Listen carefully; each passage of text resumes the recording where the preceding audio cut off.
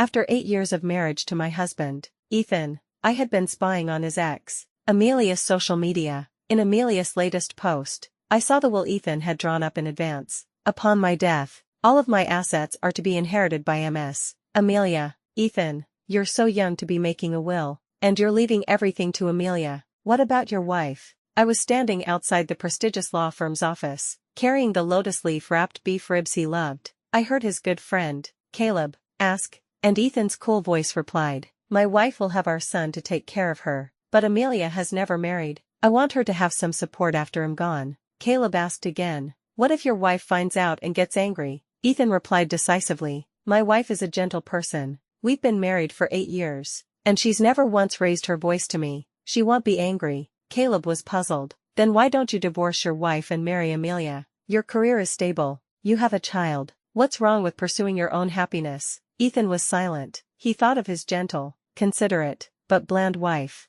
Isabella, and replied after a long pause, "Amelia is for dating, not for marriage, but if it comes to the end of my life, I still want my wife by my side." He didn't know that at that moment, the wife he described as having no temper, Isabella, had her eyes downcast. True to her nature, she didn't storm in and confront him. Instead, she calmly threw the food she was holding into a nearby trash can. After walking out of the law firm, Isabella suddenly felt a wave of exhaustion. She didn't want to go home. She hailed a cab and gave the driver 2,000. Anywhere is fine, as long as it wasn't home. The scenery flew by outside the window, but her heart felt as heavy as a stone. She and Ethan had a business marriage. Only after they were married did she learn that he had a white moonlight he couldn't forget. Amelia. She learned that they had been together for 5 years. She learned everything about them. She learned how much they had loved each other. She learned that they had broken up not because they didn't love each other, but because of his mother's opposition. Amelia's family was poor.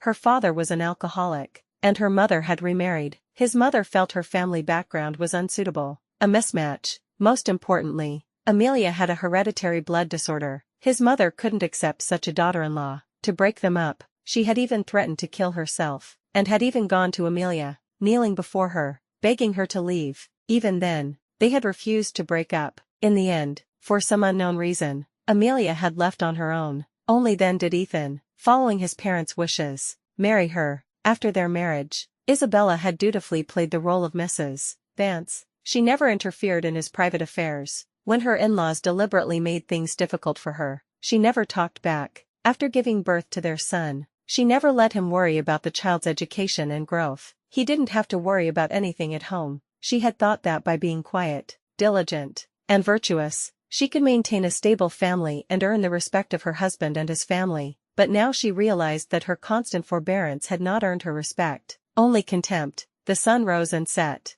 It wasn't until 9 in the evening that she returned to the villa. The sky was completely dark. As soon as she entered, she saw him, frowning, as he helped their son, Liam, with his homework. He didn't even look up. "I called you this afternoon. Why didn't you answer? Liam got out of school at 4 and waited for you for 2 hours. Liam, sitting at the desk, had the same stern expression as his father. "Mom, you don't do anything at home all day. How could you still forget to pick me up?" Hearing the father and son's accusations, if it had been before, she would have immediately apologized. But she remembered that not long ago, on Amelia's social media, she had seen a picture of Liam at an amusement park, calling Amelia godmother. Her tone was cold. "I'm going to start working. From now on, the butler can pick you up." Liam was taken aback. Ethan, beside him, was also a little surprised. Why the sudden decision to work? She replied calmly, "No reason. Liam is growing up, and I want to have my own life." With that,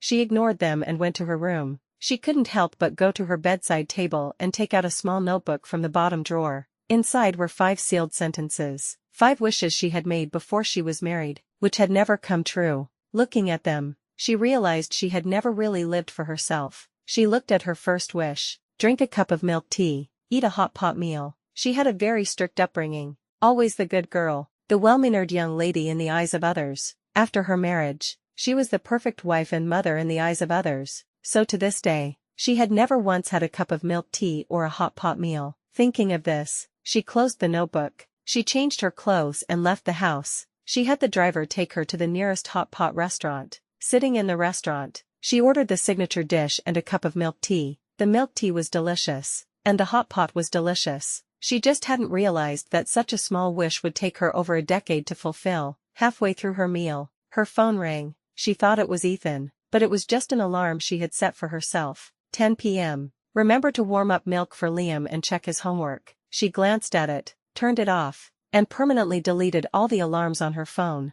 After finishing her hot pot, it was already 1 in the morning. Walking aimlessly down the street, for a moment, even the wind felt sweet. The sun rose and set. At dawn, she returned home. Ethan and Liam were already up. Seeing her return, he asked calmly, "Did you go to the old house last night?" For 8 years of marriage, his mother had treated her like a maid, often summoning her to the old house in the middle of the night, so he naturally assumed that her being out all night was just a trip to the old house. He didn't care that she had been gone all night. Yes, she knew he didn't care, and she didn't want to explain. Their son pouted, "Mom, you forgot to make breakfast for me and Dad before you left for the old house." Liam and Ethan had high standards and picky tastes. She had put in a lot of effort, learning from famous chefs for them. She never thought that now her son would also take her for granted. She changed into her slippers and looked at him calmly. "I didn't forget. I just didn't want to." Hearing this, Liam looked at her in disbelief. Ethan, without a trace of warmth in his eyes, handed him a piece of toast.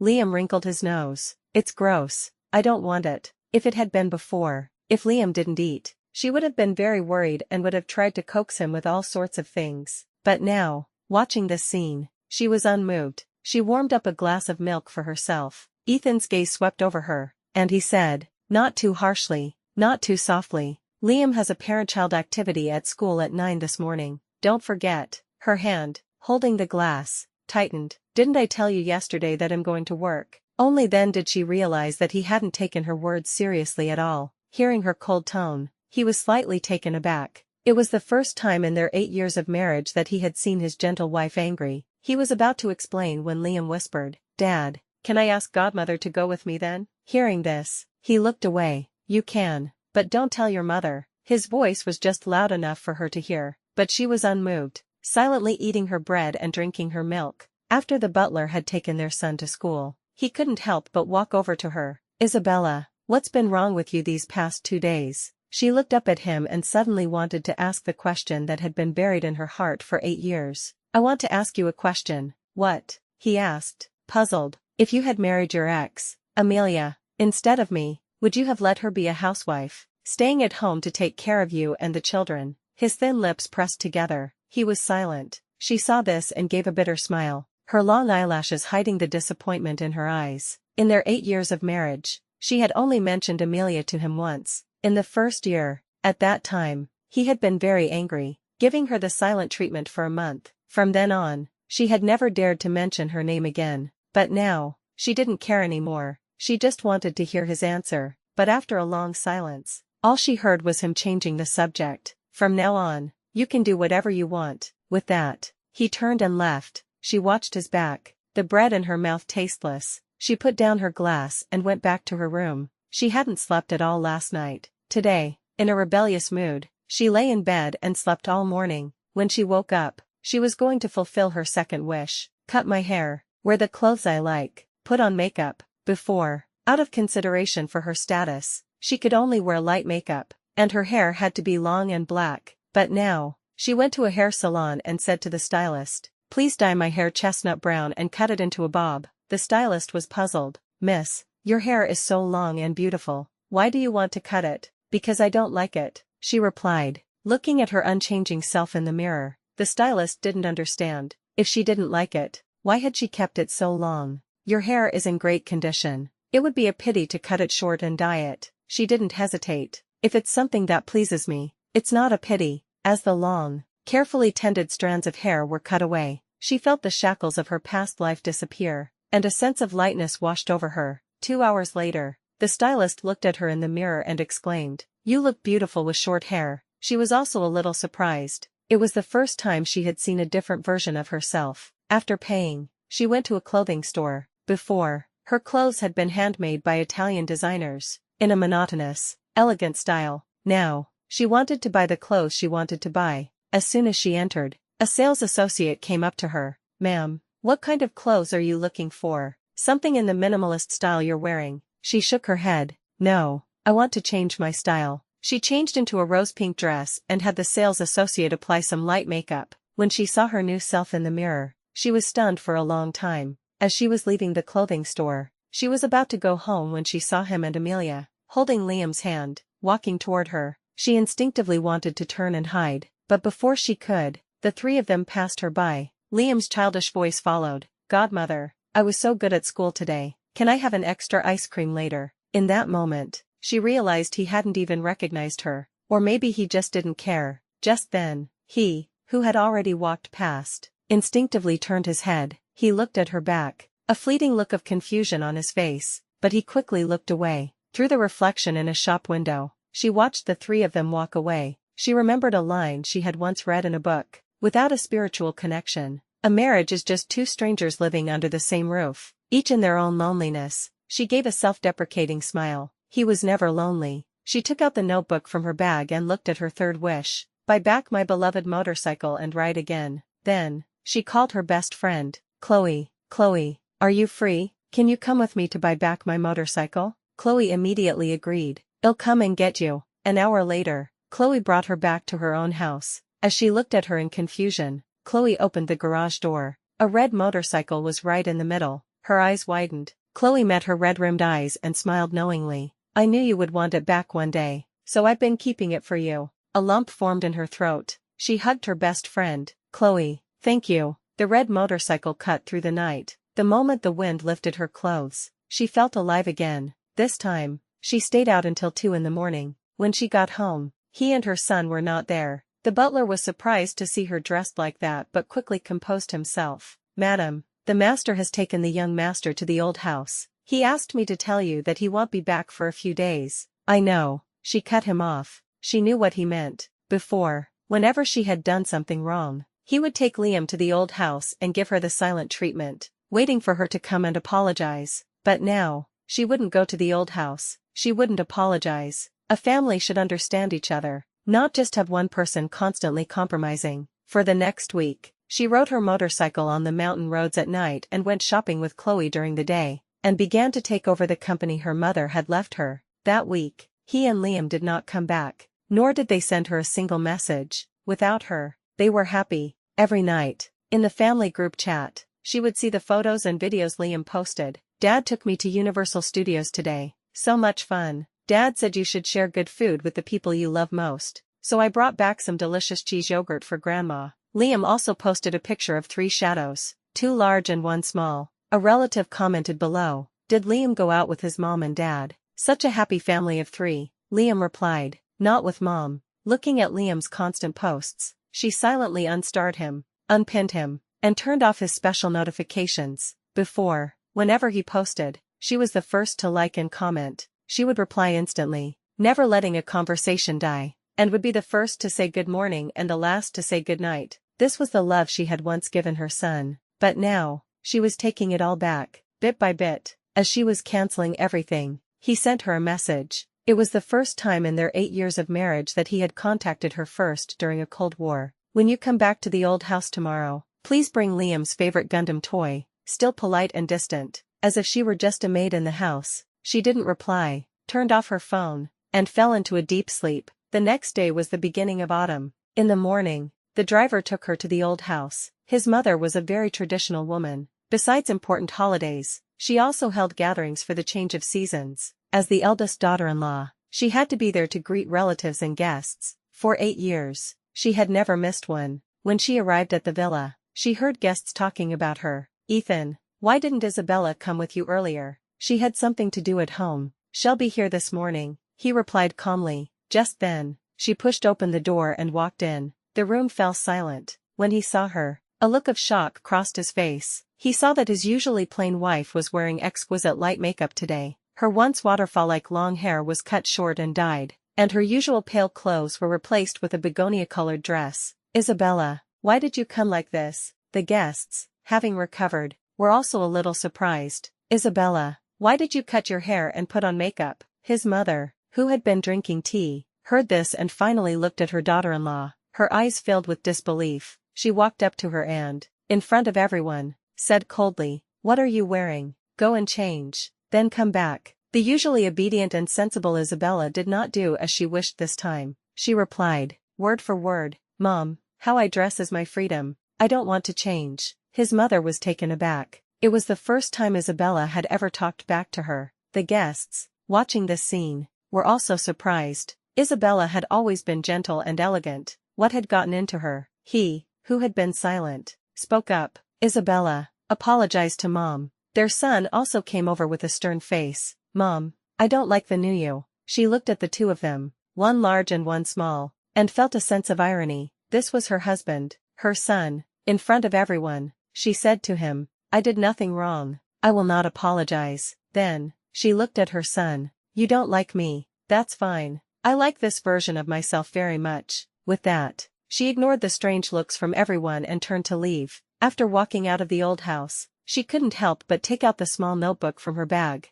On it was written her fourth wish: find someone who truly loves me. She remembered going to the Vance family once before her marriage, for his mother's birthday. At that time, he had brought Amelia home to meet his parents. His mother had a maid pour a cup of geisha coffee for Amelia. Amelia had just frowned slightly when she drank it, and his mother had sneered, not used to it. Are you? People from different classes are exposed to different things. You are not a good match. Because of that sentence, he had flown into a rage. He had stormed out of his mother's birthday party with Amelia. Even later, when his mother had threatened to kill herself to make them break up, he had still defended Amelia, but he had never once defended her. Just like today, when his mother had humiliated her in front of so many people, he hadn't said a single word for her. Sitting in the car on the way home, she thought about the past and couldn't help but make a call. The phone rang for a long time before it was answered. A magnetic voice came through. Isabella, Julian, I have a question for you. Do you have a girlfriend now? Are you married? She murmured. The man on the other end was silent. After a long pause, he answered with 2 words. Never. Her heart leaped. Then would you mind getting back together with me, dating me again? This time, he answered quickly. What about your husband and son? It had started to rain outside. She watched the raindrops slide down the window, her voice very soft. They have someone they love. I'm not important. I'm in Los Angeles right now, dealing with company matters. I'll be back in 3 days. He said only that one sentence and hung up. She stared at the number she knew by heart, lost in thought for a long time. Julian was her childhood sweetheart, her first love, but at that time, his family's business had failed, and her father had broken them up. Later, she had a business marriage to Ethan and had no contact with Julian again. Even after 5 years of being in the same city after their breakup, they had never seen each other. When she returned to the villa, she saw a slender woman in a beige couture dress standing at the entrance. She recognized her at a glance. It was his ex, Amelia. Amelia turned, her face a little pale and sickly, and walked up to her. Mrs. Vance, hello. She stood there, not knowing what she wanted, and said nothing. Amelia gave a faint smile, a hint of sadness in her eyes. I'm sure you know who I am, so I won't introduce myself. She was taken aback and instinctively asked, is there something I can help you with? Seeing you and Ethan so happy, and with a child, I'm truly happy. I came here to ask you to take good care of him, she replied. She didn't understand what she meant. She continued, Ethan, he's a good man, very responsible. He once said he wanted to spend the rest of his life with me, to grow old with me, but unfortunately, my health is poor. I'm not good enough for him. I can't spend my life with him, and I can't grow old with him. This wish can only be fulfilled by you. Her tone was calm. Is that all you came to say? Before Amelia could answer, she saw his car approaching. Amelia saw it too and replied, I know you've been silently following me for 8 years. I came here to reassure you that I won't fight with you for Ethan. With that, she turned and left. The moment she turned, she saw him get out of the car quickly and run toward her. In that moment, she suddenly felt like a complete failure. He was nervous for a moment when he saw Amelia leave, then feigned composure and asked her, who were you just talking to? She replied, as if nothing had happened, someone asking for directions. He was visibly relieved. Just then, Liam, who had gotten out of the car with him, pointed at Amelia's back and blurted out, that looks like gone. Before he could finish, he was stopped by his father. Liam, don't forget our secret. Liam immediately covered his mouth. Right, it's our secret. We can't tell Mom. After saying that, they both looked at her. A secret, she repeated the word, a wave of sadness washing over her. What was it? If not that they were seeing Amelia behind her back, she already knew their secret. She didn't ask anything and just walked into the villa. Both he and Liam were a little surprised. They thought she would ask what the secret was. They never expected her reaction to be so calm, for her to say nothing at all. Not long after she returned to her room, he knocked on the door and came in. He sat on the edge of the bed and got straight to the point. Let's talk. I know that for all these years, you have given a lot to this family, to me and Liam. It's been hard, and you're tired. I've seen everything you've done. Although we had an arranged marriage, I still hope we can walk through the rest of our lives together. I want you to be the one by my side in the end. Hearing this, she remembered what he had recently said to his friend in private. Amelia is for dating, my wife is for marriage, so I hope that when I'm old, it's still my wife who is by my side. Dating meant pleasing a girlfriend, marriage meant having a wife to take care of him, but why couldn't she be the one who was loved? She looked up at him. For 8 years of marriage, I have never asked you for anything. Since you know how hard I've worked for this family and you want to spend the rest of your life with me, then as your wife, I am now making my first request. He was puzzled. What is it? From now on, can you stop silently following Amelia? She said slowly. He was stunned. He didn't know how she had found out that he was secretly following Amelia, but she found it hilarious. The reason she could see Amelia's posts was because of big data recommendations. Amelia used to post a lot of videos, and he would secretly watch them. Big data then recommended Amelia to her. The air in the room suddenly became thin. After a long pause, he finally said, I can agree to anything else, but not this. In that moment, she finally saw him clearly. She had only been testing him, but she never thought he wouldn't even be willing to lie. He didn't love her enough to even bother deceiving her. That was fine. In 2 days, she would be free, and he could follow Amelia as much as he wanted. That night, he didn't leave. They lay in bed, on opposite sides, a chasm between them. The next day, when she woke up, he was already gone. Her phone vibrated. She picked it up. It was a message notification. Amelia had sent her a private video. In the video, Amelia, Ethan, and Liam were wearing childish matching family outfits, taking a photo shoot. The caption read, a scene I once dreamed of has become a reality. You, me, and our child, our family of 3 together. So happy, so happy. She didn't finish the video. She deleted and blocked Amelia. Then, she spent the morning throwing out all the unchanging clothes in her closet. In the afternoon, she went to the household registration office. She handed the prepared documents to the staff. Hello, I'd like to change my name and update my identification information. The staff member took the documents and said, as a matter of routine, if you change your name, all of your identification information will be changed, and your previous information will no longer be valid. Remember to update your marriage registration, otherwise your old marriage certificate will be void. She nodded. Yes, I know. The staff member continued. What name would you like to change to? Just Isabella. Before, her surname was from her father. Now, her surname would be from her mother. Her mother had once told her, in this life, your own happiness is the most important thing.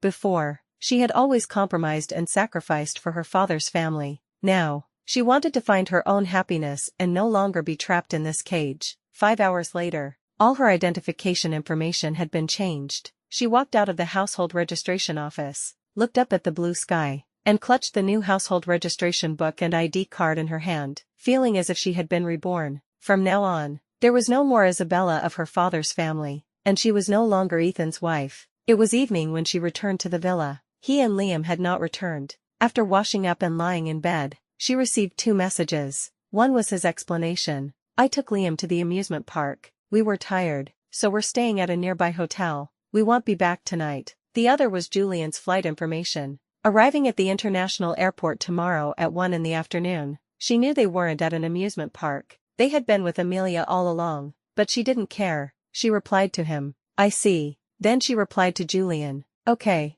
I'll be there to pick you up on time. After replying, she put down her phone and slept soundly. She slept until 10 the next morning. He and Liam were still not back. She went downstairs for breakfast. Just as she sat down in the dining room, she saw him, dressed in a beige tracksuit, leading Liam in. Liam was wearing a matching tracksuit, a little bear backpack, and a sun hat. He saw the suitcase in the living room. Are you going somewhere? She nodded. Seeing this, Liam walked up to her. Mom, when will you be back? Before she could answer, he continued. Can you stay away for a long time? She instantly understood what her son meant and unconsciously tightened her grip on her chopsticks. He wanted her to be gone for a long time so they wouldn't have to make excuses to be with Amelia. Okay. He probably felt his son's words were inappropriate. He walked over and pulled him away. Didn't you come back to find your toy? Go on. After Liam went to the children's room, he explained to her, you haven't been out in a long time. Liam meant that he wants you to go out and relax.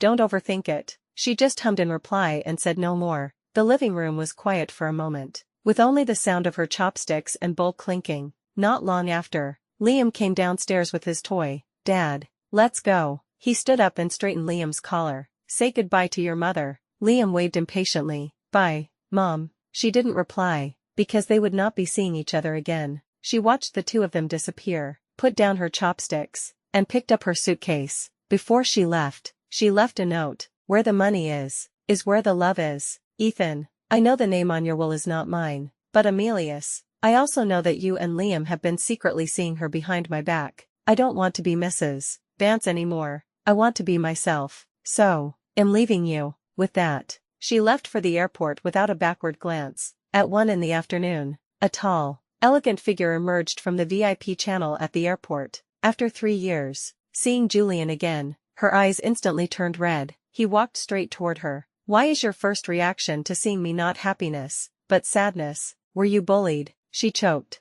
unable to speak. He raised a hand and pulled her into his arms. It's okay. I'm back. She hugged him tightly, her lips moving. Julian, are you still willing to be with me? He gently stroked her chestnut bob. If I wasn't, I wouldn't have come back. I've changed my name. I'm not who I used to be. Will you take me away with you forever? He answered without a moment's hesitation. Yes. An hour later, they were on a flight to Los Angeles. She sat next to him and took out her wish list again. She put a check mark next to her last and fifth wish. Indulge once. Be completely myself. At the same moment, at an amusement park, Liam, who was pulling Amelia to buy ice cream, suddenly clutched his chest. His little face wrinkled in pain. Seeing this, Amelia was worried. Liam, what's wrong? Liam's face was a little pale. He clutched his chest, unable to speak. Ethan, who was on the phone dealing with work, heard the commotion, immediately hung up, and went to him. Liam, what's wrong? Liam pointed to his heart. I don't know, it just suddenly hurts. Seeing this, a hint of worry crossed Amelia's brow. Let's take him to the hospital. He's still so young. We don't want anything to happen. Ethan nodded and picked him up, heading out of the amusement park. In the car, Liam was curled up in Amelia's arms, his face pale. Godmother, when I get better, can we come here again? I want to watch the fireworks with you. Amelia's heart softened, and she held him tighter. Liam, you are so thoughtful, but more than watching fireworks, Godmother wants you to be healthy. With that, she looked at him. You've raised him well. He reminds me a lot of you when you were young. He met her intense gaze in the rearview mirror, his dark eyes flickering. My wife raised him well. I'm busy with work. She's the one who takes care of him. Hearing this, Amelia lowered her eyes to hide the strange look in them. Should we call his mother? He's not feeling well. As his mother, she should be with him at a time like this. Before he could speak, Liam pulled at her. No, I want Godmother to be with me. Hearing this, a smile touched her lips. Okay, then Godmother will be with you. He saw this and said nothing, but he suddenly felt a little uneasy. At the hospital, he carried his son to the emergency room. After a series of tests, the doctor came to him with the results. The child is very healthy. There's nothing wrong. He looked at the results and was relieved. Okay, thank you, doctor. Liam had recovered and was clinging to Amelia. Godmother, you've always wanted to go camping, haven't you? Let's go together tomorrow. Okay. Amelia smiled and nodded, then pretended to be worried. But you have to tell your mother so she won't worry. No need. Mom is out of town and will be gone for a long time. I can be with you all the time and not have to listen to her lectures. As soon as he said that, Ethan picked him up. Godmother is not well. Don't cling to her all the time. Amelia waved her hand. It's fine, Ethan. I love Liam. I'm happy that he wants to be close to me. With that, she gave a bitter smile and murmured, if we had gotten married back then, our child would be as cute as Liam. Right. He turned his head to avoid her gaze. My wife is not at home for a while. I will bring Liam to see you more often. I'll take you home to rest first. I'll pick you up for camping tomorrow morning. He first drove her home, then took his son back to the villa. The moment he walked in, he suddenly felt an emptiness in his heart, as if he had lost something important. Just then, Liam tugged on his sleeve. Dad, it hurts here again. I kind of miss Mom. I want to call her. It was the first time since elementary school that Liam had said he missed his mother. Seeing his son so upset, he bent down, picked him up, sat on the sofa, and dialed her number. After dialing the number, a cold, mechanical female voice came through the receiver. "Sorry, the number you have dialed is not in service." Hearing this, both father and son were stunned. Liam blinked his big, grape-like eyes and looked at him. "Dad, did you dial the wrong number?" He looked at the contact name Isabella and confirmed he hadn't. He dialed again, and it was still a dead number. He frowned, put down his phone, and called the butler. "Did Madam say where she was going before she left?" The butler stammered for a long time before taking a piece of paper from his pocket. "Madam didn't say where she was going. After she left, I found this note on the dining table." He took it. When he saw the words on it, his face turned cold, but there was no guilt of being discovered. He just instantly understood why her behavior had changed so drastically. Liam peeked at the paper and his eyes widened. "Dad, is Mom leaving us?" He crumpled the paper and threw it aside. "She won't. How could your mother bear to leave us? She's just in a bad mood right now, going out to clear her head. She'll be back in a while." He didn't know if he was comforting his son or trying to convince himself. As he said this, he unconsciously looked at the entrance, his heart a mess. Hearing his father's words, Liam thought for a moment and decided it made sense. He was his mother's son. How could she not want him? With that thought, he tugged on his father's sleeve. "Dad, when is Mom coming back then?" He ruffled his son's soft hair, his tone certain. "She'll be back soon. She can't bear to be away from us for so long." "Then can we still go camping with Godmother tomorrow?" "Yes." After getting his father's confirmation, Liam couldn't help but cheer. "Great. Then I'll go to bed early tonight so I can spend more time with Godmother before Mom comes back." With that, he jumped off the sofa and went upstairs with the butler to bed. After he left, Ethan sat on the sofa, opened his messaging app, and sent her a message. "When are you coming back? I'll bring Liam to pick you up." The message sent successfully, he unconsciously sighed in relief, even more certain that she was just throwing a tantrum. Otherwise, why would she only cancel her phone number and not block him on social media? Wasn't she just leaving a way for him to coax her back? With that thought, his anxiety dissipated. He put away his phone and went to his room to rest. Neither father nor son took the note she had left seriously. He was sure that she was just angry that he had deceived her. She could never bear to leave them. When she had cooled down, she would come back. At the same time, 11,800 kilometers away in Los Angeles, Isabella and Julian had landed safely. As they left the airport, Julian held her hand. She looked down at their intertwined hands, and her heart gradually calmed down. His large, well-defined hand completely enveloped hers, giving her a sense of security, as if she had gone back 10 years to their passionate romance. He saw the smile on her lips, and his own features softened. His grip on her hand tightened. After getting in the car, he handed her a new phone. "Since you've decided to start over, forget everything from the past, with your new identity, let's start a new romance. This time, you don't have to compromise for anyone, just be yourself." She had thrown her old phone away at the airport. She took the new phone and looked at the new account and contacts, then squeezed his hand. Okay, a new beginning. This time, she would not wrong herself for anyone. On the other side, at the villa, when he woke up the next day, he picked up his phone from the bedside table and opened his messaging app.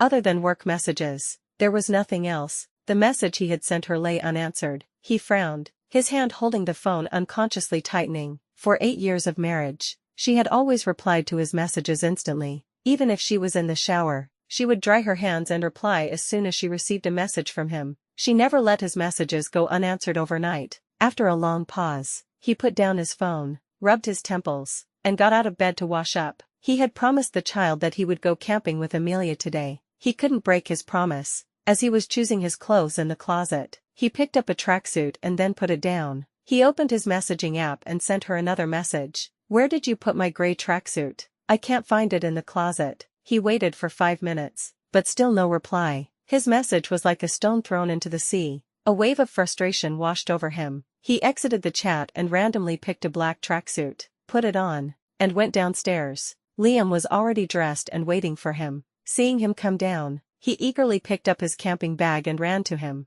"Dad, let's go." He nodded and took his son's hand. Before leaving, he instructed the butler, "If Madam comes back, let me know immediately." "Yes, sir." He drove his son to pick up Amelia, and the three of them headed to the campsite. Once the tent was set up, Liam jumped around inside, taking pictures with his phone and posting them in the family group chat and on his social media. The photos were liked and commented on by the family elders one by one. Liam waited for a long time, but there was no reply from her. After a moment, he threw his phone aside, pouted, and went to find his father. "Dad, why didn't Mom like my post?" Hearing this, his hand, which was setting up the dining table, paused. "Mom is busy. She'll see your post when she's done." Liam was half convinced. "Then I'll take more pictures." With that, he picked up his phone and ran off, taking pictures everywhere. Amelia, who had been listening, walked over to him. "Ethan, are you and your wife having a fight?" He had never hidden anything from Amelia, but this time, for some reason, he didn't want to answer honestly and just said, "No." Amelia had been with him for 5 years and knew him well. She could tell he was being evasive. She wrapped her shawl around her shoulders and continued, "She's just throwing a tantrum, right? You have to coax women. When we were together, no matter how much we fought, as soon as I frowned, you would immediately stop being angry and come and coax me." With that, a look of sadness crossed her face, and she murmured, "After we broke up, no one has ever been so good to me." He didn't continue the topic and pulled out a chair for her. "Sit down and rest. I'll call you when the barbecue is ready." She shook her head and walked over to him. "I'm not that weak. You don't have to treat me like a fragile doll. I'll help you." Seeing this, he didn't say anything more. They prepared the ingredients side by side. Many families were camping today, and the air was filled with laughter. Amelia looked at Liam playing with other children in the distance, then at him, who was focused on preparing the ingredients. A smile touched her lips, and she couldn't help but say, "Ethan, I feel so happy right now. I wish I could live like this forever. With you, me, and a child." His thin lips parted, about to say something, but he was interrupted by the returning Liam. "Godmother, I want to take a picture with you." Amelia readily agreed. "Okay." They pulled him in and took many pictures together. Liam posted a picture of the 3 of them on his social media, setting it to visible only to Mom, and then hit publish. He didn't know about his son's little trick. After preparing the barbecue ingredients, he called him and Amelia to start the barbecue, officially beginning their camping trip. The 3 of them had a wonderful time. Amelia's pale face was now flushed with a healthy glow. Passing tourists would often look at them and remark, "What a beautiful family. They look so happy." Hearing this, the 3 of them would just smile and not correct them. Halfway through the meal, Amelia took out her phone, took a picture, and updated her social media. "I hope this happy moment can last a little longer." After the video was posted, she took a screenshot and sent it to Isabella privately. After sending it, she put away her phone as if nothing had happened and continued camping with the father and son. Late at night, they returned to their respective tents, planning to watch the sunrise the next morning before returning to the city. Before going to bed, Liam checked his social media. The post that was visible only to his mom was empty. She hadn't liked or commented. He didn't even know if she had seen it. He, having washed up, entered the tent and saw his son's wrinkled face. "What's wrong?" Liam handed him his phone. "Dad, you lied. Mom didn't like my post at all." He glanced at it, frowned, and deleted the post, his voice stern. "Didn't we agree to keep this a secret from Mom when we're with Godmother? Why did you post it?" Liam finally realized his mistake, lowered his head, and whispered, "I'm sorry, Dad. I just wanted Mom to notice me." He rubbed his temples and deleted all the posts Liam had made that day. "Don't do this again. Go to sleep. We'll go back after watching the sunrise tomorrow morning." Liam obediently got into his sleeping bag. Before closing his eyes, he said again, "Dad, when Mom comes back, let's take her camping too." With that, he closed his eyes and went to sleep. The cicadas chirped outside the tent. He lay in the tent and opened his chat with her again. She still hadn't replied. He didn't sleep all night. The next day, after watching the sunrise, the 3 of them returned to the city. Because they had woken up so early, Liam went to his room to catch up on sleep as soon as they got back to the villa. He also went to the study to deal with the work that had piled up. After finishing his work, Liam had also woken up. The 2 of them went to the dining room for lunch. Liam only took 2 bites before putting down his chopsticks. "Dad, I want Mom's cooking. When is Mom coming back?" His hand, holding his chopsticks, paused. "Mom is busy. You be a good boy at school. When she comes back, I'll take you to pick her up." Hearing this, Liam picked up his chopsticks again. He had been sure that she would be back soon, but as time went on, he grew a little uneasy. Half a month passed, and there was no word from her. The messages he sent were like stones thrown into the sea. He had also asked her father, but he didn't know where she had gone either. The company had been handed over to a professional manager. He finally couldn't sit still anymore and had his assistant find out where she had gone.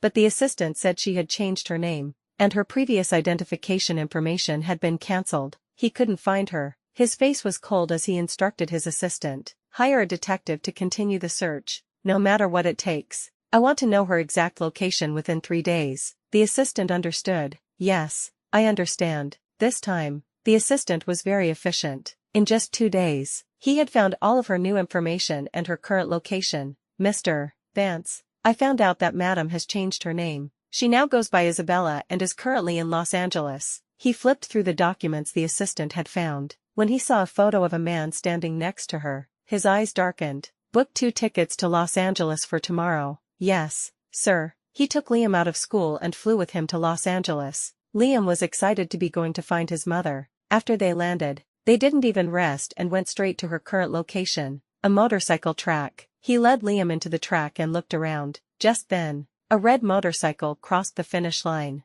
and the crowd cheered. The rider, amidst the cheers, took off her helmet, revealing a chestnut bob and a fair, delicate face. It was her. Seeing this, Liam immediately let go of his hand and ran toward her. "Mom." Liam's childish voice attracted the attention of everyone present. As he ran toward the track, he was completely oblivious to the motorcycle still racing. Just as he was about to run onto the track, a large, well-defined hand scooped him up. The moment he was lifted, a black motorcycle whizzed past him. He was so scared he froze, not daring to move, letting the man hold him. It all happened so fast, he hadn't even reacted. The moment the motorcycle passed, his heart stopped. Seeing that his son was safe, his heart finally settled. He ran to the edge of the track and took his son from the man's arms. "Thank you." As soon as he said that, he saw the man's face, and his own expression changed drastically. The man was her first love, Julian. Just then, she, having finished the race,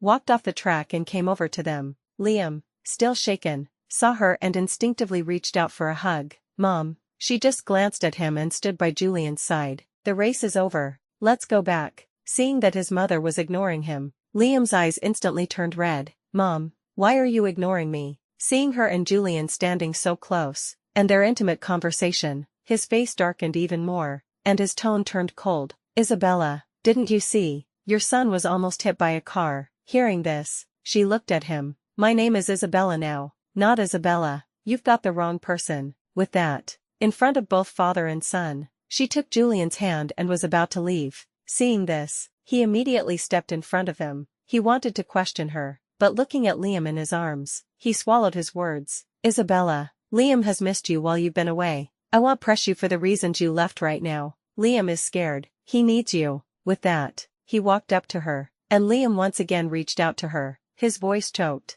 "Mom, I missed you so much." Liam's eyes were red, and large tears rolled down his cheeks. She looked at the son she had carried for 10 months, remembering how sweetly he had called Amelia godmother, and took a few steps back. She looked at the stunned father and son and said slowly, "Ethan, you should be taking your child to find his mother. Isabella, not me. If you can't find her, you can always take him to his godmother." The moment she decided to completely change, she swore she would never wrong herself again. Since he was asking, she might as well say it all. Anyway, she was now Isabella. Everything about the old Isabella had nothing to do with her, and he and Liam had nothing to do with her either. Hearing the word godmother, both father and son's expressions changed. They only knew that she had found out about them secretly seeing Amelia, but they didn't know she had also discovered that Liam had taken Amelia as his godmother. Liam whispered in his father's ear, "Dad, Mom found out our secret. What do we do?" He didn't answer. He looked at her, now with cold eyes,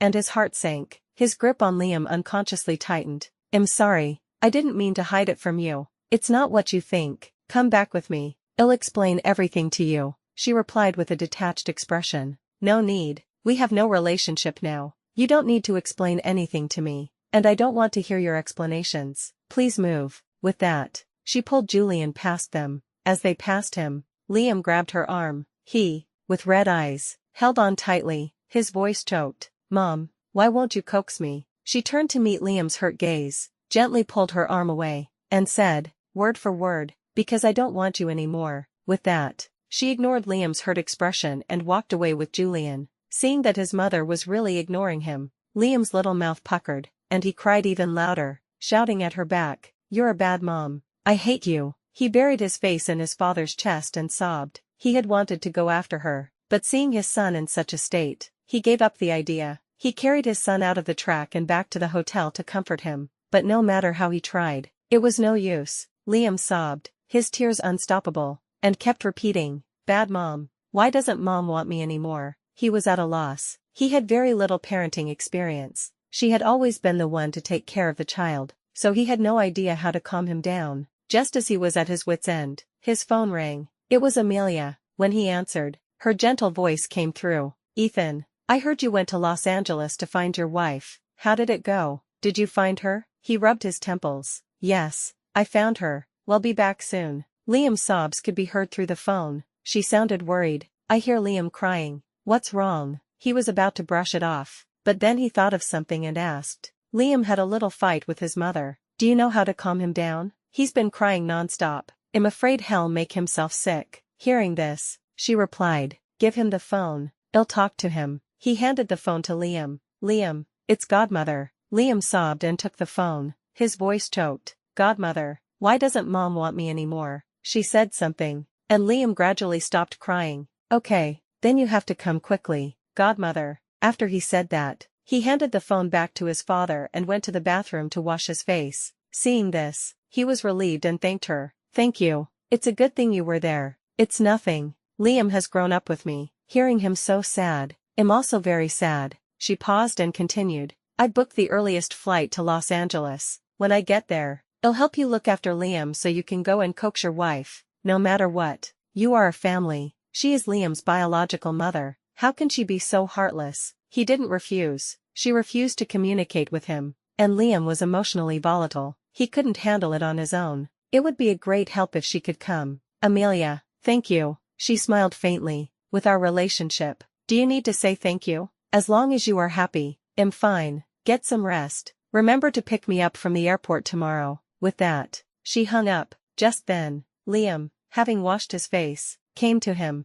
"Dad, is mom leaving us because of that uncle today?" Hearing this, his face darkened. He sat up straight and pulled Liam in front of him, his tone serious. "Liam, who told you that mom is leaving us because of the uncle?" Liam, scared by his father's serious expression, answered honestly, "It was when Great Aunt was talking to Grandma. Great Aunt said mom changed her clothes and dyed her hair because she had a change of heart and didn't want to be with you anymore." "Dad, is that true?" His brow furrowed, and his face grew even colder. He knew that his relatives would often gossip, but he had never paid much attention. He just hadn't realized they would go this far this time, and that Liam had heard it. Liam was at a crucial stage of development. If he often heard people talking about his mother like that, it would definitely affect his future growth. With that thought, he adopted the serious attitude he used at work and said to him, "Liam, mom is not leaving us. She left because we did something wrong, and we hid it from her and didn't explain. We were in the wrong first. We can't blame her." As he said this to his son, he also instantly understood his own problem. He quickly replayed their 8 years of marriage in his mind. In this marriage, she had been 100% dedicated, 100% responsible for the family, for him and their child.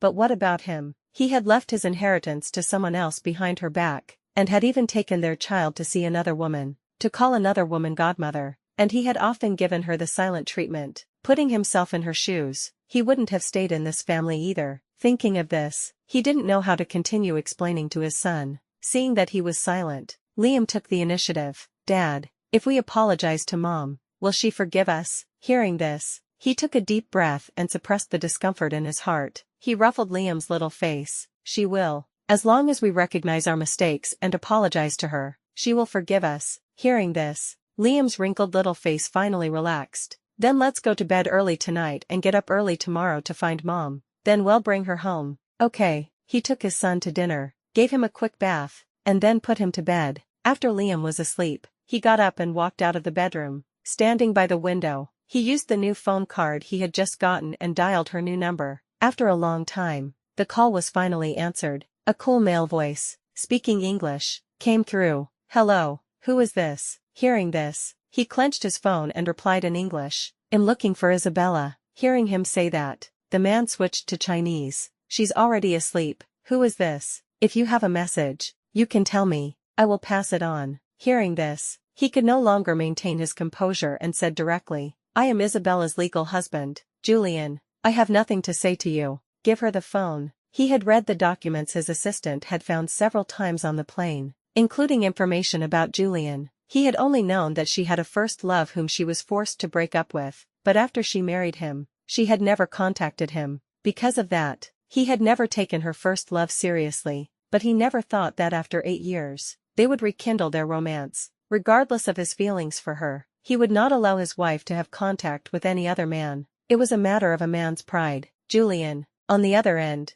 hearing him drop the pretense, chuckled, I'm sorry, but on Isabella's current identification, the spouse section is blank, so, she is single, with no husband. Hearing this, his hand, hanging by his side, clenched, and a frightening coldness appeared in his eyes. He had always been calm and self-possessed, even in the most difficult cases. He could keep a clear head and remain rational. He hadn't had such a strong emotional reaction in a long time. Every cell in his body was screaming, wanting to go and beat up Julian right now. Julian, on the other end, seeing that he was silent, said again, Mr. Vance, if there's nothing else, I'm hanging up. Wait, he said directly, what is your relationship with her now? Whatever your relationship was with your ex, that's what our relationship is now. Julian's words once again ignited the anger in his heart. Julian, I advise you to stay away from her. She is my wife, the mother of my child. She's just throwing a tantrum right now. When she cools down, she will come back with us. We will always be a family. Don't try to take advantage of the situation. Julian hummed in agreement, his relaxed voice coming through the receiver. Okay, I understand. I'll let her know. Is there anything else, Mr. Vance? Seeing his nonchalant attitude, he felt like he had punched a cotton ball. He didn't know if he was trying to intimidate Julian or convince himself, but he repeated, Isabella is my wife. We will never be apart. With that, he hung up. He stood by the window in his hotel room, looking at the endless stream of cars and neon lights below. The image of her, vibrant and heroic, at the motorcycle track that day, involuntarily appeared in his mind. He had never seen such a lively version of her. For 8 years of marriage, her image in his mind had always been conventional, gentle, good-tempered, managing the house in an orderly fashion, never interfering in his private life, not talking back to his mother's nagging. Every time they fought, she was the first to give in. To be honest, she was a perfect wife. His friends all envied him for marrying her. Every time he heard this, he would just smile faintly, never taking it to heart, and even found her quite boring. But he didn't want to break this boring life. He wanted to spend his life with her. As a man, he enjoyed the feeling of being in control. He thought they would continue to live this peaceful life, but she had suddenly changed. The first time he saw her change, he felt no sense of crisis. At that time, they were in a cold war, so her change, in his eyes, was just her throwing a tantrum, trying to get his attention, but he didn't like it. It was like a gentle cat suddenly showing its claws and scratching him. He didn't think about finding the reason for the cat's aggression, to comfort it, but just wanted to file down its claws. He thought everything was under his control, but he didn't know that was just his own assumption. He didn't know how long he had been standing by the window. It wasn't until the first ray of dawn shone into the room that he came to his senses. He rubbed his sore eyes and went to the bathroom for a quick shower. When he came out, Liam was also awake. Liam, with his messy hair, rubbed his eyes and walked out of the bedroom. Dad, are we going to the airport to pick up Godmother, then go find Mom? He ruffled his son's messy hair. Let's eat first, then go to the airport to pick up Godmother. After they had washed up and changed, they went to the hotel restaurant for breakfast, then went to the airport. Before going to the airport, Liam made a special trip to a flower shop and bought a bouquet of Amelia's favorite Siberian lilies. An hour later, at the Los Angeles International Airport, he and Liam waited at the arrival gate for over an hour before they finally saw Amelia pushing a luggage cart out. The moment he saw her, he ran over, smiling and shouting, Godmother. Amelia bent down and picked him up, kissing his little face. Liam, have you been a good boy and listened to your father? Yes. Liam nodded repeatedly and handed her the flowers. Godmother, these are for you. Amelia looked at the vibrant lilies in her arms, a flicker of emotion in her eyes. She held him tighter and said gently, Liam, thank you for always remembering my favorite flowers and for giving them to me every time we meet. Liam hugged her tightly. Because I like you, Godmother. You are good to me, so I should be good to you too. The two of them were a picture of a real mother and son. If it had been before, He wouldn't have thought anything of it and would have just been pleased that his son, at such a young age, knew how to take care of others, pleased with his thoughtfulness. But now, hearing what Liam said to her, his first thought was of her. Both he and his son knew what flowers Amelia liked, but they didn't know what she liked. Thinking of this, a wave of guilt washed over him. Amelia noticed his grim expression and asked, "Ethan, what's wrong? Are you not happy to see me?" He pushed aside his complicated thoughts, looked at her, and forced a faint smile. "It's nothing, I just didn't sleep well last night. Let's go back to the hotel first." With that, the three of them left the airport and returned to the hotel. He got a room for her next to his. After helping her with her luggage, he said, "Then I'll leave Liam with you." As soon as he said that, Liam immediately objected. "No, Dad, I want to go with you to find Mom." Amelia was also a little puzzled. "Why don't you take Liam with you? If you're worried you won't have the energy to look after him, I can go with you. I'm a woman too. I should have some common ground with your wife. I can help persuade her." He shook his head. "No need, I'll go myself. You and Liam can go for a walk. I'll find you when I get back." "No." Liam was insistent and hugged his father's leg. "Dad, I don't want to go for a walk. Take me with you to find Mom. I miss her." He pulled his son away, his tone serious. "Don't be difficult. I have important things to discuss with Mom. After we've talked, I'll take you to see her tomorrow. Be a good boy at the hotel and listen to Godmother. Don't run off." With that, he looked at her. "Amelia, I'm sorry to trouble you. I'm leaving now." She held the crying Liam in her arms, gently patting his back, and replied, "It's fine, go on. I'll take good care of him." He hummed in agreement and turned to leave. Seeing that his father was really leaving without him, Liam cried even harder, struggling in her arms. "Godmother, I want to go too. Will you take me to find Mom?" She took his little hand, a strange emotion in her eyes. "Okay, Godmother will take you." Liam immediately stopped crying and pulled her hand, about to leave. "Then let's go quickly, or Dad will be too far ahead, and we won't be able to catch up." She stopped him and explained, "Liam, don't be in such a hurry. Let's wait for your dad to coax your mom first. That way, when she sees you, she won't ignore you." Liam was half convinced. Really, when has Godmother ever lied to you? Hearing her say that, he was reassured and stopped crying. "Okay, then let's wait a little longer." Hearing this, her red lips curved into a slight smile, a flicker of triumph in her eyes. He had contacted his assistant in the country during breakfast and had him track her movements, with real-time updates. She was now on Highway 103. It was a deserted highway, perfect for motorcycle and car racing. When he arrived, motorcycles whizzed past him. He immediately spotted her signature red and blue motorcycle. The air was filled with the cheers of the bikers and the roar of the engines.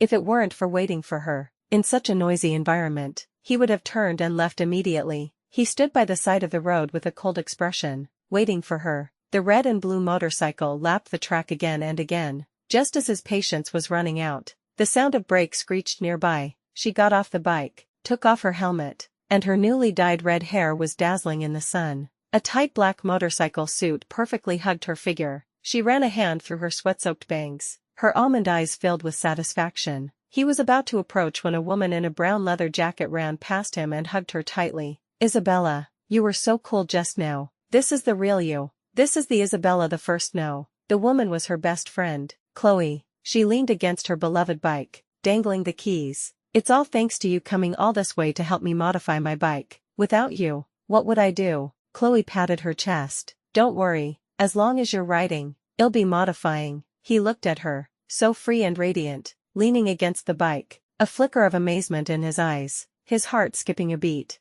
After a moment, he walked through the crowd and stood before her. "Isabella, can we talk?" She, who was chatting with Chloe, immediately stopped, her smile fading. Chloe followed her gaze and, seeing him, blurted out, "What are you doing here?" "And you are." He frowned. At their wedding, Chloe had been her maid of honor, but even so, he didn't remember her. To be precise, he didn't remember any of her friends, nor had he ever tried to get to know them. For 8 years of marriage, he had never cared who her friends were, or about her private life. Seeing that his puzzled tone was not an act, a fire of anger ignited in Chloe's chest. "It is said that if you want to know if a man cares about you, look at his attitude toward your friends." Obviously, he didn't care about her at all. Otherwise, how could he not even recognize her? Chloe had met him many times. Each time, he would just nod faintly and then quickly leave. They had never had a conversation, but even so, He still didn't remember her. With that thought, Chloe's face darkened,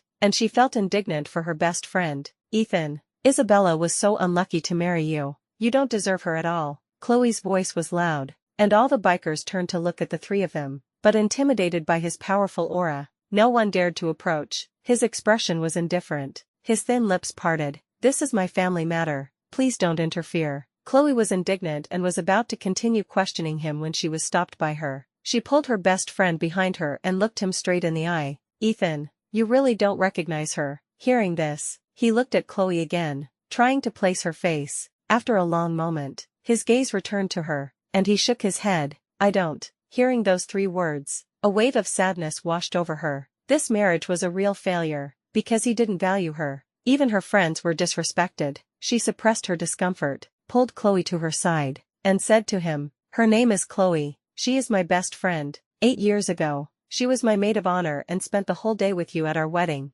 In the past 8 years, you have also met many times. Ethan, if you had paid even a little attention to me, you would have remembered her face, and you would not have said you don't recognize her. She paused, then let out a light laugh and continued, I know what you came to say today. You just want to explain that you and Amelia have no relationship, that I shouldn't overthink it, that I shouldn't be unreasonable, and that I should obediently go back with you and continue to play the role of the virtuous wife and mother, the good daughter-in-law of the family, your good wife, Liam's good mother. But why? Why should I sacrifice myself to please all of you? Ethan, from the moment I changed my name, I have had no connection to you or the Vance family. You don't have to say anything. I won't go back with you, and please don't disturb my new life. With that, she leaned back against the motorcycle, her arms crossed, and looked at him with cold eyes. Seeing this, Chloe couldn't help but applaud. So cool. Isabella, you're even cooler than when you were writing just now. Hearing this, his face visibly darkened,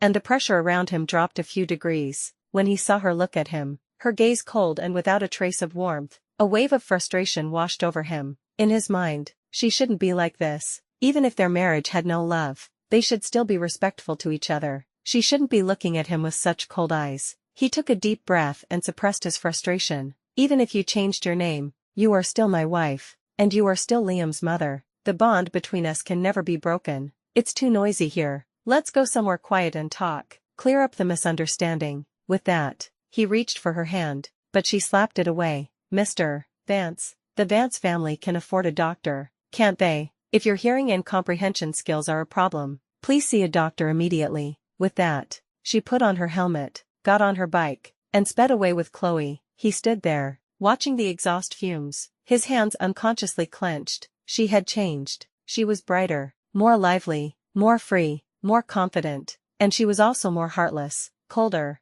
and no longer loved him. As the motorcycle was about to disappear from view, he came to his senses, turned, and ran to the Rolls-Royce he had driven here. On Highway 103, a red and blue motorcycle sped by, a black Rolls-Royce in hot pursuit. Chloe, on the back of the bike, saw the Rolls-Royce in the rearview mirror and patted her shoulder, shouting in her ear, Ethan is following us. Lose him. Okay. The moment she said that, she gripped the handlebars, accelerated, and made a perfect drift into a side road. The drift kicked up a cloud of dust, obscuring his vision. When the dust settled, she was gone. He stopped the car on the side of the road and slammed the steering wheel. He never knew that his usually gentle and obedient wife had such a hidden side. Her drift was so smooth. It was clear she had been riding for many years, but in their 8 years of marriage, she had never shown any sign of it. Before he married her, he had only had eyes for Amelia. Even though their families were close and they saw each other often, he had never tried to get to know her, not before their marriage, and certainly not after. In his memory, whenever she appeared before him before their marriage, she was always wearing a classic, unchanging Chanel-style suit, with her long black hair styled smoothly. After their marriage, the only change was that the Chanel-style suits were replaced with elegant, high-society dresses, her hair pinned up with a pearl clip, the picture of a perfect wife and mother. Now it seemed she had been faking it all along, hiding her true self, suppressing her nature, and diligently playing the role of a virtuous wife and mother for 8 years. He was almost impressed. Shaking off his thoughts, he took out his phone and had his assistant contact a private investigator again to locate her. 5 minutes later, the assistant sent him her location. He entered it into the navigation and started the car, heading toward her. On the other side, She had taken Chloe back to her place in Los Angeles after leaving Highway 103 and then called Julian. The phone rang only twice before it was answered. Julian's magnetic voice came through.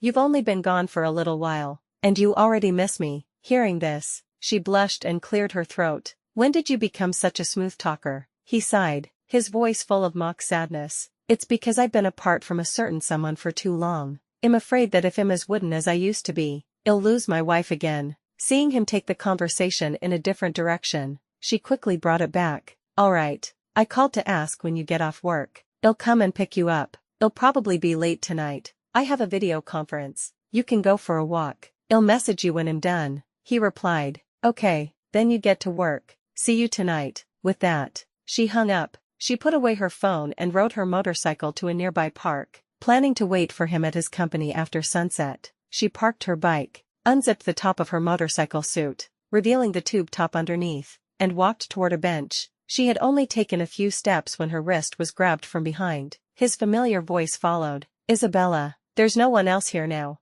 Let's have a good talk." "Okay." Feeling the warmth of his hand on her wrist, she frowned, her disgust evident. She tried to shake him off, but the difference in strength was too great, and he was holding on tightly. She couldn't break free. His gaze was fixed on her, his tone serious and firm. "I won't let go unless you're willing to listen to my explanation." She sighed in resignation. "Fine, I'll listen. Let's hear what you have to say." Hearing her relent, he finally let go. They sat down on a bench. He didn't speak right away but looked at her seriously for the first time. If it weren't for her unchanged features, he wouldn't have believed that this woman was his gentle, always patient wife. His stare made her uncomfortable. She rubbed her reddened wrist and glared at him. "If you have something to say, say it. I have things to do later." He finally looked away, cleared his throat, and began slowly. "About the will. I was wrong to make such a decision without discussing it with you. I apologize. Amelia hasn't dated anyone all these years. She's not married,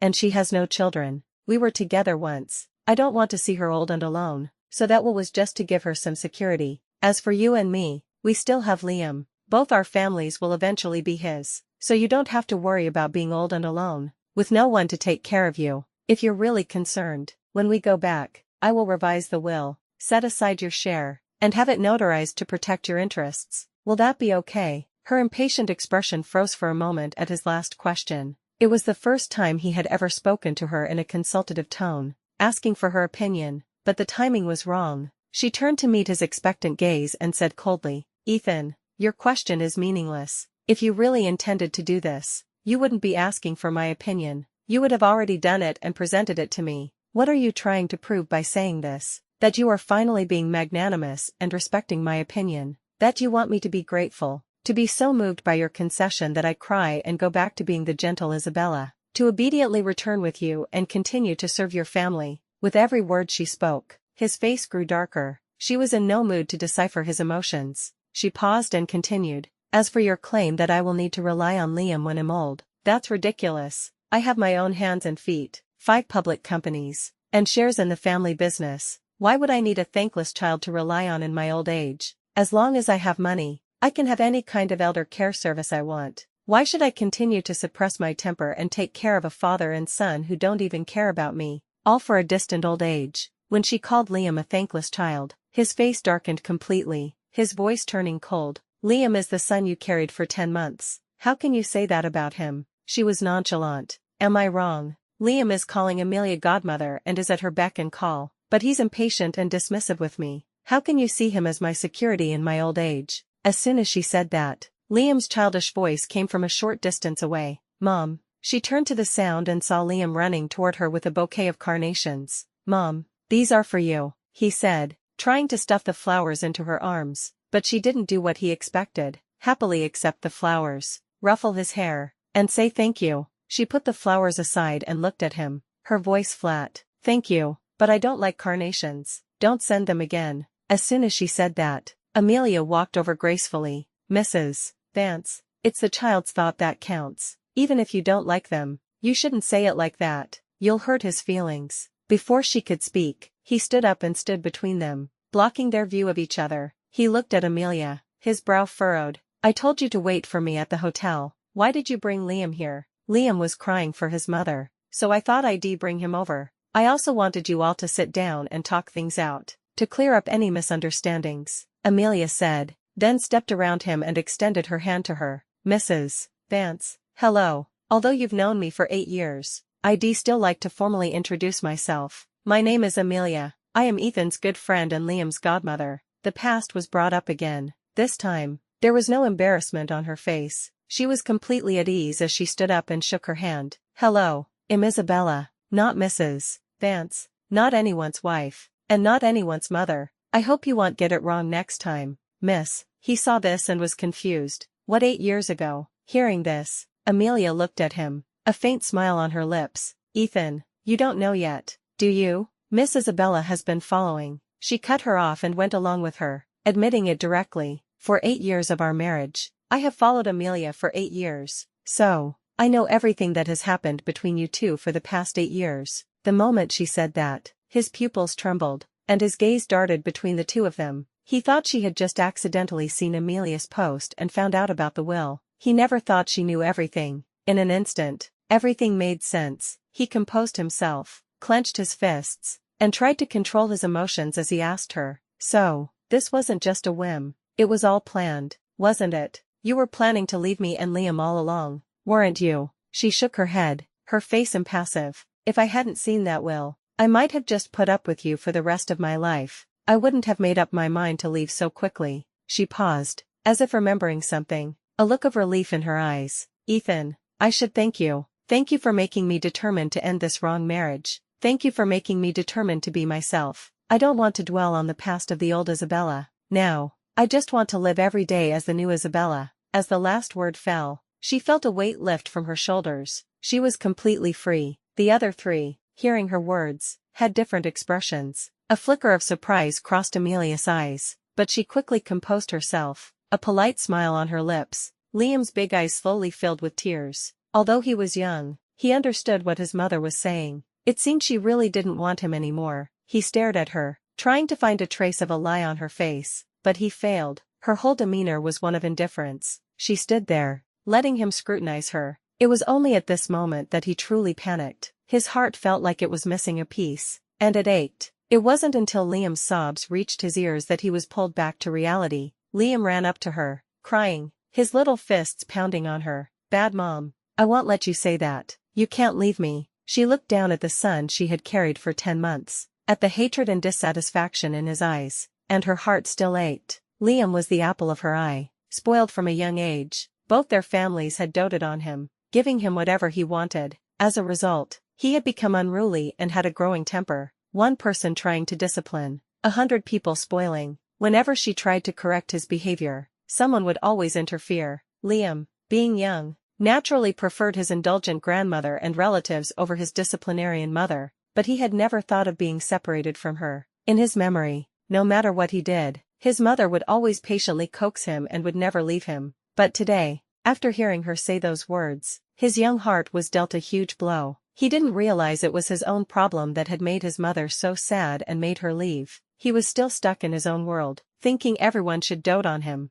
Liam's crying was incessant. She coldly pulled him away. "Liam, have you forgotten? You were the one who didn't want me first." Hearing this, Liam's large tears hung on his eyelashes, and he was speechless for a long time. Amelia stepped forward and picked him up, looking at her with a hint of reproach. "Miss, Liam was raised by you. He is crying like this, and you don't feel any pain. How can you be so heartless?" She let out a light laugh, nonchalantly. "Didn't you say you dreamed of starting a family with Ethan, of having your own child? Now your dream has come true. You have the man and the child. You three can live happily ever after." With that, she looked away and walked past them toward the parking lot. Seeing that she was really leaving, Liam cried even harder. At that moment, he was truly scared. He struggled in Amelia's arms and shouted at her back, "Mom, don't go." Hearing his cries, she didn't stop, didn't turn back. His mind was in a mess. The feeling of things spiraling out of his control was unbearable. He turned and instructed Amelia, "Keep an eye on him. Don't let him follow me." With that, he ran after her. She had already reached her motorcycle. Just as she was about to put on her helmet, he caught up and stopped her. "Isabella, I admit that you have been wronged for the past 8 years, and Liam and I have been very unfair to you, but we are a family. When we have problems, we should solve them. Why do you have to be so decisive? Even if you hate me, what about Liam? You raised him. You carried him for 10 months. Can you really bear to leave him? Hearing this, she put down her helmet and turned to meet his gaze. Why can't I? So many people dote on him. Even if I'm not around, he will be fine. And didn't he say godmother is better than me? I am fulfilling his wish. And yours. The last 2 words, she said with emphasis, very seriously. His heart trembled, and his voice was tinged with a rare panic. I told you, I have nothing going on with Amelia. I just feel sorry for her because of her illness, so I paid a little more attention to her. You, Ethan, she cut him off. Why are you explaining so much to me? You don't love me, and I've decided to set you free. Can't we just end this gracefully? He was speechless. He didn't know why he had stopped her, why he was explaining so much. Seeing that he was silent, she spoke again. Ethan, don't tell me you've only just realized your feelings for me, that the one you truly love is me. Even if you dared to say it, I wouldn't dare to believe it. Hearing this, his eyelashes fluttered, and he slowly let go of her. After a long pause, he looked up at her and said honestly, I'm sorry. I'm not sure what my feelings for you are right now, but the one thing I can be sure of is that I never thought of being apart from you. I want to spend my life with you. I was wrong about everything before. I will go back and handle everything, then come and find you. With that, he gave her a deep look and turned to leave. She paid his words no mind, got on her bike, and went to find Julian. On the other side, when Liam saw his father return alone, a sense of unease washed over him. He struggled out of Amelia's arms and ran to him. Where's Mom? He didn't answer directly. Let's go back first. Well, come back in a while. Is Mom not coming back with us? Liam asked anxiously. Let's go. With that, he took his son's hand and walked away. Amelia walked beside him, thought for a long time, and then said, Ethan, you and your wife. Before she could finish, he cut her off. Amelia, thank you for coming all this way to help me take care of Liam. You must be tired. Amelia understood and tactfully dropped the subject. It's nothing. I am Liam's godmother. After all, it's my duty to take care of him. You can always trouble me. Hearing this, he just said a faint thank you and said no more. Liam, beside them, wanted to ask where his mother was, but seeing his father's grim face, he didn't dare to ask. The 3 of them rested at the hotel for a day, then returned to the country. After returning, Liam became quiet and withdrawn. At another family gathering, he brought Liam back to the old house. His mother, seeing only the father and son, frowned. Where is Isabella? She only knew that she hadn't been home for a long time and didn't know what had happened. Hearing this, Liam's little mouth puckered, and he threw himself into his grandmother's arms. Grandma, Mom doesn't want me anymore. His mother immediately asked for the reason. He just said she was busy with work and didn't say much else. But even if he didn't say, his mother could find out. She contacted the butler at the villa and, after getting a general idea of the situation, called her in Los Angeles. She was at a winery with Julian. She knew the family's numbers by heart, so when she saw it was his mother calling, she hung up. Seeing this, Julian asked, was that Ethan? No. She took out her SIM card and threw it into a nearby fountain, then looked at him. Get me another card. He understood and didn't ask any more questions, just nodded. Okay. As soon as he said that, she stepped forward and hugged him tightly, burying her head in his chest. Julian, it's a good thing I have you. He hugged her back. Just be yourself. I will always be your biggest support. Hearing this, she looked up and pecked him on the lips. Then can I go racing with Chloe tomorrow? Hearing this, he held her face, his expression serious. No, the injury you got from riding last week hasn't healed yet. The doctor said you need to rest this month, but it doesn't hurt anymore. Still no. Julian, you don't love me anymore. I love you. That's why I'm not letting you go. With that, Julian took her hand, still bargaining, and walked toward the vineyard. Come on. Didn't you say you wanted to try making your own wine? Let's go pick some grapes. They walked toward the vineyard, bickering. On the other side, his mother, unable to reach her by phone, was running out of patience. She called him and demanded, what is going on with Isabella? Does she even care about this family? About Liam? Mom, stay out of this. I will handle it. With that, he left with his son. After they left, she rubbed her temples and called her father. She told him what had happened. Her father had been on a business trip and hadn't seen her in a year. Ever since he had forced her to break up with Julian and marry Ethan, their relationship had become distant. They were like strangers. After talking to his mother, her father weighed the interests between the 2 families and then had his assistant find her new number and called her. When she saw it was her father calling, she hesitated for a moment, then answered. Before he could speak, she said, "I'm not coming back. I have given enough to the family over the years. I have repaid my debt of gratitude.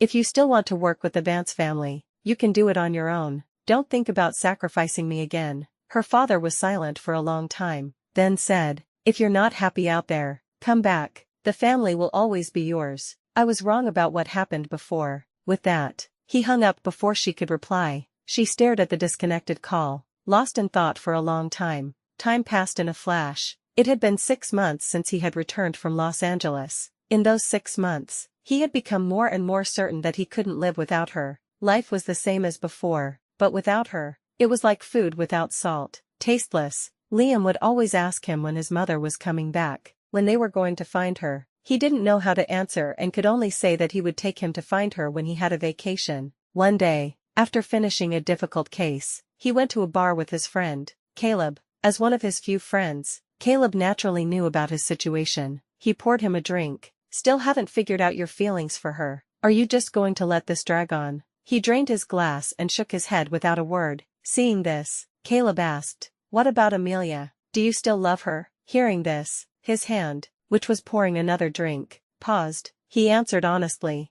"I don't know." Caleb thought for a moment and snatched his glass. "I get it. The most important thing for you to do right now is to figure out your own heart. Cut to the chase. Tomorrow, ask Amelia out. Go on a date with her, like you used to. See if you still have feelings for her. If you do, then don't think about Isabella anymore. Be with Amelia. If you don't, then go and find Isabella immediately. Swallow your pride, apologize, and confess your feelings to get back together." He was silent for a long time, then nodded. "Okay." The next day, he asked Amelia out to the wetland park they used to frequent when they were dating. He recreated their old dates, fishing, walking, and hiking. After nightfall, they watched the fireworks from the top of the mountain. When they left the park, Amelia was still reminiscing. He drove her home. The car was parked downstairs. Neither of them got out. Amelia, in the passenger seat, recalled the day's events, a smile on her lips. Isabella had changed her name and had no more connection to him.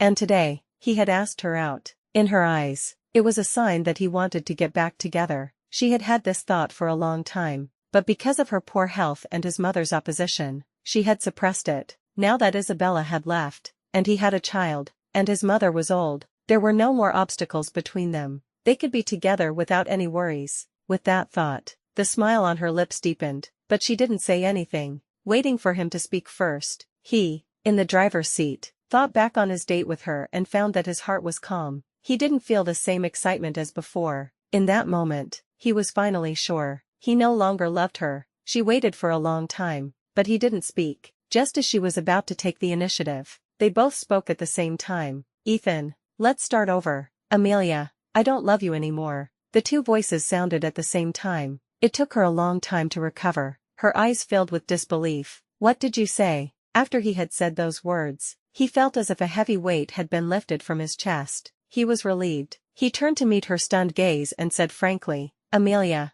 I admit that I haven't been able to let you go all these years. Even after I got married, I couldn't help but care about you. I know you feel the same way. I thought that as long as we didn't cross the line, there would be no problem. But I was wrong. I completely ignored my wife's feelings. After she left, my heart has been in a mess. So I asked you out today to confirm my own feelings. Now, I'm finally sure. The person I love now is Isabella. I'm sorry, Amelia, I used you. There will be a sum of money transferred to your account tomorrow. Enough for you to live comfortably for the rest of your life." With that, he unbuckled his seatbelt. "This car is my compensation for wasting your time today. From now on, let's not see each other again." With that, he opened the car door and left without hesitation. She opened her mouth to stop him, but her throat felt as if it were blocked with cotton, and she couldn't make a sound. She could only watch him leave. Finally, all her unwillingness turned to tears, pouring out, the moment he realized his feelings. He had his assistant find her location and rushed over with his son.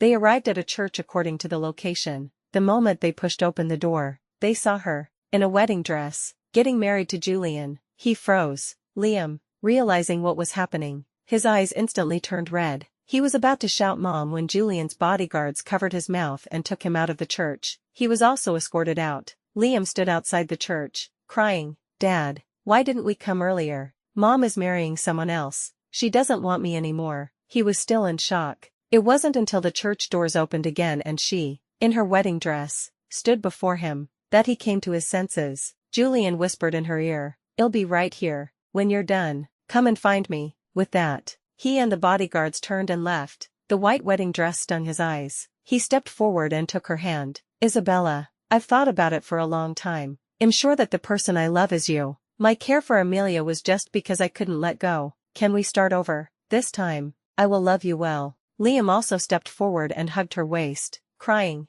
"Mom, I know I was wrong. Please don't leave me. I won't send you flowers you don't like anymore. I'll send you lots and lots of eustomas. Please come home with me." Both father and son, with red eyes, waited for her reply with anticipation, but she just pulled them away with a blank expression and took a step back. "6 months ago, I made it clear to you, I won't pursue the past, and I won't go back. I have already applied for marriage with Julian in Germany. Now, we have no relationship. Ethan, I won't go back on my decision. Take your child and go. Don't come looking for me again." With that, she lifted her dress and turned, walking toward Julian without a backward glance. He and Liam tried to follow but were stopped by Julian's bodyguards. They could only stand there and watch as she and Julian walked away, hand in hand. In that moment, regret washed over both father and son. Their last shred of hope was shattered with her departure. They had completely lost her. They returned to the country, dejected. He became colder and more distant than before, and Liam became quieter. During that time, they went abroad to find her a few times, hoping to win her back, but when they saw the genuine smile on her face from a distance, they couldn't bring themselves to speak and could only leave dejectedly. Amelia also came to see him a few times but was always turned away. Gradually, she also gave up. The last time he heard of her was 10 years later. She had died from her hereditary illness. She had no relatives, so the hospital could only contact her emergency contact, him. He held a funeral for her and took care of her affairs. Then he took Liam to Los Angeles to see her one last time. Time can change many things. 10 years had passed, and all three of them had changed. They sat in a coffee shop and talked peacefully for an afternoon. A rare smile appeared on Liam's face. He kept telling her about what was happening at school and even showed her videos of his competitions, and said he was preparing to study in Los Angeles. Hearing this, she just nodded and said it was good, and made no further comment. He also told her about what was happening at home. "Isabella, you should go back and visit sometime. My mom's health is not what it used to be. She's come to terms with a lot of things over the years and regrets how she treated you. She wants to apologize to you in person, and your grandfather, he also misses you a lot." Her expression didn't change. She took a sip of her coffee and said softly, "Yes, I will." The three of them chatted for a while longer. As the sun was about to set, Julian came to pick her up. She smiled and took his arm, waving goodbye to the father and son. As she turned, he called out to her, "Isabella, are you happy now?" She turned back, the setting sun casting a soft glow on her, and nodded without hesitation. "Of course, I'm very happy." With that, she turned and walked away with Julian. He stood there, watching her back as she walked away, and murmured, "Isabella, I wish you eternal happiness."